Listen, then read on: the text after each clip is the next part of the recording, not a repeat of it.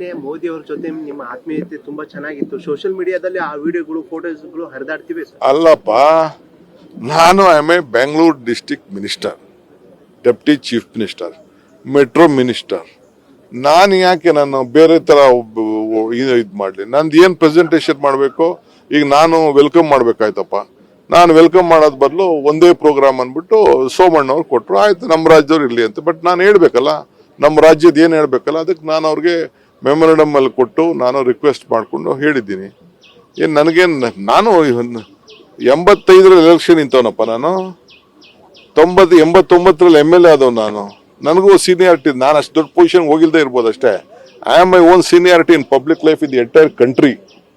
ವಯಸ್ಸು ಚಿಕ್ಕದಿರ್ಬೋದು ನನಗೆ, ನಾನು ಚೆನ್ನಾಗಿತ್ತು ಅಂತ ಕಂಡು ಒಳ್ಳೆ ಕತೆ. ನನಗೆ ಯಾಕೆ, ನಾನು ಯಾವತ್ತೂ ನನ್ಗೆ ಅಷ್ಟೇ ಗೌರವ ಕೊಡ್ತಾರೆ. ರಾಜಕೀಯದಲ್ಲಿ we have lot of differences.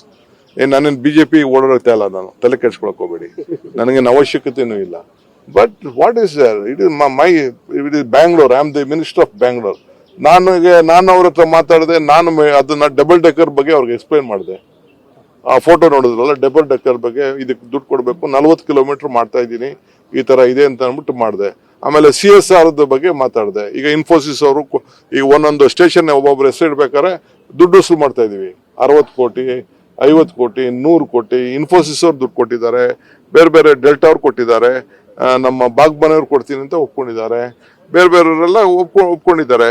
Good DK, ಒಳ್ಳೆ ಕೆಲಸ ಮಾಡ್ತಾ ಇದೀವಿ ಅಂದ್ಬಿಟ್ಟು ಅದನ್ನ ಹೊಗಳಿದ್ರು ಅವರು. ಬೇರೆ ಎಲ್ಲೂ ಇಲ್ಲ. ಹೆಸರುಗಳು ಇಡ್ಬೇಕಾರೆ ಈಗ ನೀವು ಅಷ್ಟೇ, ಪಬ್ಲಿಕ್ ಟಿವಿ ಅವರು ಬೇಕಾದ್ರೆ ನಿಮ್ಮ ಹೆಸರು ಇಡ್ತೀವಿ, ದುಡ್ಡು ಕೊಟ್ರೆ ನಿಮ್ದು ಒಂದು ಸ್ಟೇಷನ್ಗೆ ಪಬ್ಲಿಕ್ ಟಿವಿ ಹೆಸರು ಅಂತ ಇಡ್ತೀವಿ ನಾವು. ನೀವು ಯಾವ್ದನ್ನ ನೋಡು, ಸುವರ್ಣ ನೀ ಕೊಟ್ರು ನಿಂದು ಇಡ್ತೀವಿ ನಾವು. ಅದು ಬೆಂಗಳೂರಲ್ಲಿ ಇದಿದೆ, ಬೆಂಗಳೂರಲ್ಲಿ ಮಾಡೆಲ್ ಮಾಡಿದ್ದೀವಿ ನಾವು, ಅವರೇ ಸಿಟ್ಕೊಳ್ಳಿ ಅಂತ ಅಂದ್ಬಿಟ್ಟು.